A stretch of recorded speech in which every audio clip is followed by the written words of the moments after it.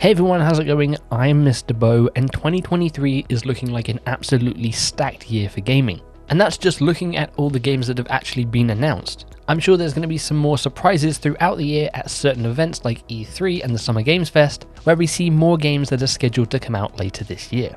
So in this video, we're going to be going over my most anticipated games that I can't wait to play in 2023. Now with my video for most anticipated games in previous years, I've always done my top 5 most anticipated games going from 5 to 1. However, that doesn't really work out very well in my favour because usually around 3 of those 5 games don't actually end up coming out that year. So in this video, we're going to be switching things up a little bit, and instead of 5, we're going to be going over 10 games that I can't wait to play, and these aren't in any specific order, to be honest. These are just 10 games that I can't wait to get my hands on that are hopefully going to be releasing this year.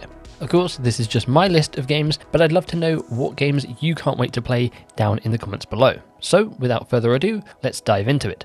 Starting off with Routine. Routine is a non-linear first-person survival horror game with procedurally generated environments. It's set on an abandoned moon base in an 80s vision of the future called the Lunar Research Station. Go into the dark depths of the base to uncover the truth, survive as long as you can to collect enough data to reveal the strange disappearance of the crew. Now, the Routine was originally revealed at Gamescom in 2012. However, it was re-revealed last year during the Xbox showcase, and this game is being developed by Lunar Software and published by Raw Fury, and is going to be releasing on PC, Xbox One, and Xbox Series X and S. Just from the trailer alone, I'm getting Alien Isolation vibes, and apparently it's going to have a roguelike system, which is just a big tick for me. Everything we've seen so far looks super promising, and I can't wait to learn more and dive into it for myself. Next, we have Wild Hearts, which is basically EA and Koei Tecmo's answer to Monster Hunter. You must master the ancient tech to hunt down giant beasts. Wild Hearts is a twist on the hunting genre where technology gives you a fighting chance against giant nature-infused beasts. You must hunt down the kimono, which are the embodiment of the power of nature. These giant beasts fused with natural elements over time, modifying their environment to accommodate their needs. You are the only one in Azuma able to wield the Karakuri technology. This ancient tech enables you to adapt your environment into creative hunting grounds ideal for taking down the giant kimono. You create your character, then gather materials for each hunt and build an array of armor and weapons to bring down even bigger beasts. And you don't just have to play alone, you can play with up to 2 friends. And everything we've seen from the trailers and the gameplay of this game looks super cool, and it releases on PC, PlayStation 5 and Xbox Series X and S. Yes, it is next gen only, so hopefully they can push the boundaries of what this game is and not get held back by last gen consoles. And a smaller title coming out that I'm very excited for is a puzzle game called Cocoon. Again, this was revealed at the Xbox showcase last year, and it is from some of the minds behind Playdead's Limbo and Inside, and if you've played either of those games, well, you'll know why I'm excited for this game. Cocoon is a unique take on the puzzle adventure game, where each world exists within an orb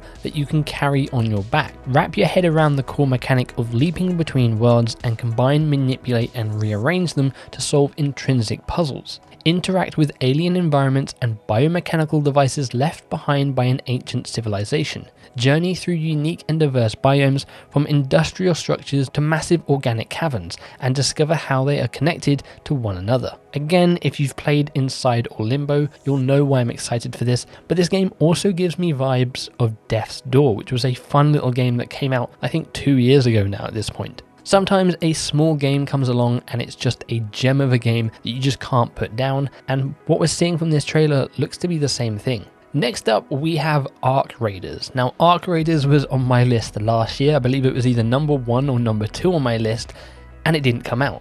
However, I am still incredibly excited to learn more about this game, and hopefully it will release this year. Arc Raiders is from Embark Studios, who is built from a load of previous Battlefield developers, and it's being published by Nexon Corporation. It is a free-to-play cooperative third-person shooter where you and your squad of raiders unite to resist the onslaught of Arc, a ruthless mechanized threat descending from space. Now, we haven't really seen much of this game other than the original reveal trailer. Yes, they announced it was being delayed into 2023, but again, everything we're seeing from the trailer, this retro futuristic space vibe, it very much reminds me of early Destiny 1, and the fact that it is a free-to-play cooperative PvE styled game gets me very excited. It is set to launch on PC, PlayStation 5 and Xbox Series X and S, again a next-gen only game. Hopefully they can deliver on what's been shown in the trailer, and I can't wait to learn more about this game, hopefully at the beginning of this year, with fingers crossed a release later on in 2023. Moving on to a smaller game that you probably wouldn't have expected to be on my list, and that is The Last Case of Benedict Fox. This is being developed by Plot Twist Games and published by Rogue Games Inc. Take on The Last Case of Benedict Fox and dive into a twisted world of secret organizations, forbidden rituals, and cold-blooded murders. Explore the memories of deceased victims as you search for clues and fight demons in this fantastical Lovecraftian Metroidvania. That just sounds everything that I like in a game like this, and just the art style alone really reminds me of Ori Will of the Wisps and Ori and the Blind Forest. When it comes to these kind of platforming games, Metroidvania is what I love. Being able to discover somewhere and go, well, I don't have the tools available to get to there quite yet, and then as you progress through the game you realize now I have the tools needed and you can track back and get to where you wanted to get to. We don't really know much about this game other than the couple of trailers that have come out. We don't have a release date yet either, but we know it's going to be coming to PC as well as Xbox Series X and S, and I think this could be one of those sleeper hit games, and hopefully it will reach the same kind of level as the Ori games. Next up we have Diablo 4. Now Diablo is an action RPG dungeon crawler, obviously developed by Blizzard Entertainment. Now I've only previously played Diablo 3 when it eventually came to consoles, and I thoroughly enjoyed it, not really knowing what to expect when diving into it. As a huge fan of RPGs, being able to pick a character and level that character up as I play throughout the game was super exciting and fun. Yes, I did try to go back and play the Diablo 2 remaster a couple of months ago, but it felt slow and sluggish. It seems like with Diablo 4, they are taking that frantic gameplay that we saw in Diablo 3, but mixing it with that more realistic look of Diablo 2. And everything they've said about this game so far, with it being open world, with it having world events, and the character selection they've shown so far of Barbarian, Druid, Necromancer, Rogue and Sorcerer, it seems like this game could be in the running for one of the biggest games of 2023. On top of that, we've seen plenty of previews from different media outlets who all say the same thing. This game is a true next evolution of Diablo, and that gets me super excited. Diablo 4 will be releasing on PS5, PS4, Xbox One, Xbox Series X and S, as well as PC on June 6th.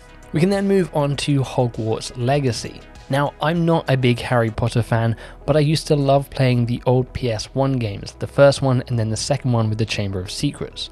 Hogwarts Legacy is an immersive open-world action RPG set in the world first introduced in the Harry Potter books. For the first time, experience Hogwarts in the 1800s. Your character is a student who holds the key to an ancient secret that threatens to tear the wizarding world apart.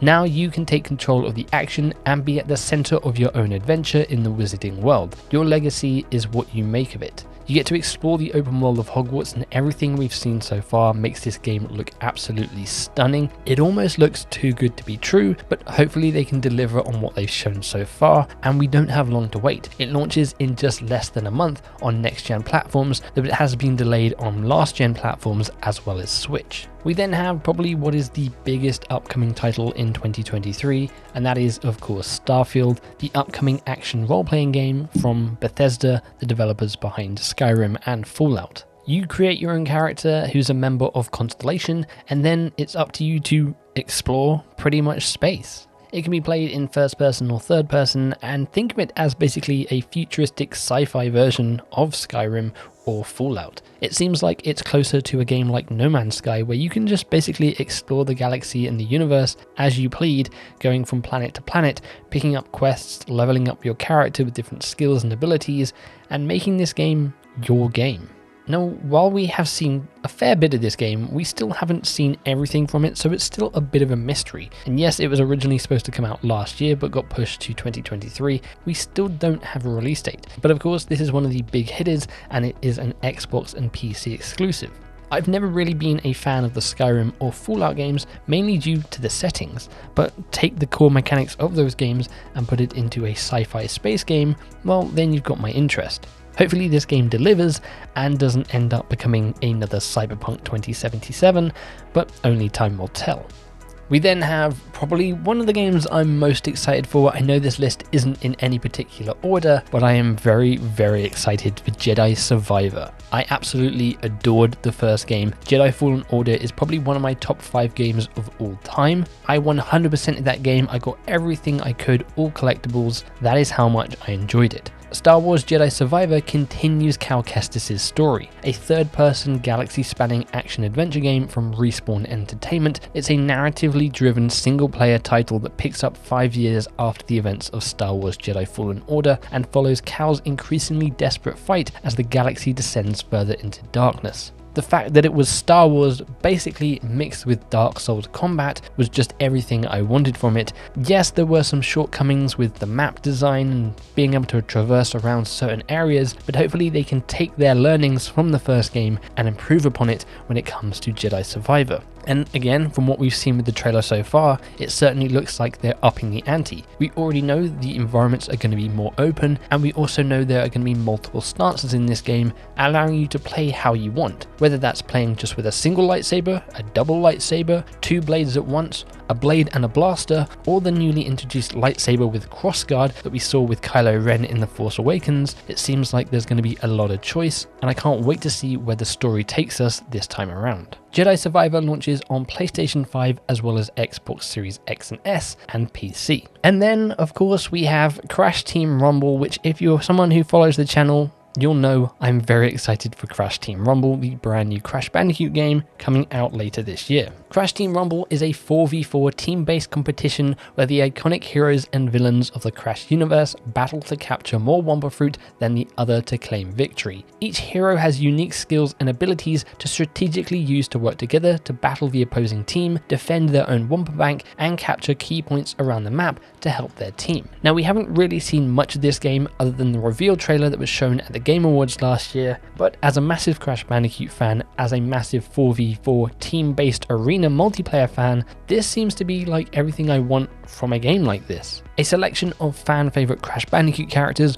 all with their own unique abilities, fighting in locations from around the Crash universe is something that I just can't wait to see more of and dive into it for myself. We also know it's going to have cross-platform play, which was a major thing that Crash Team Racing Nitro Fueled didn't have. Crash Team Rumble is being developed by Toys for Bob and will release on PS4, PS5, Xbox One and Xbox Series X and S. So there you have it, that is my list of 10 games that I can't wait to play in 2023. Let me know in the comments below what you think of my list. Are there any games on here that you also can't wait to play? Or maybe you have your own list, and if that is the case, then let me know in the comments below which 10 games you're most excited about coming in 2023. Of course, as I mentioned, there are still plenty of games to be announced that are most likely releasing this year as well at events like E3, the Summer Games Fest, Gamescom, and so on and so forth. And like always, I'll be doing reactions and live streams to all of those throughout the year, so make sure you stay tuned for that. If you did enjoy this video, then click that like button. If you aren't already, subscribe for more gaming content and coverage. Apart from that though, thank you very much for watching and for hanging out with me. Hopefully I'll catch you around, but until then, as always, make sure you take care. Cheers.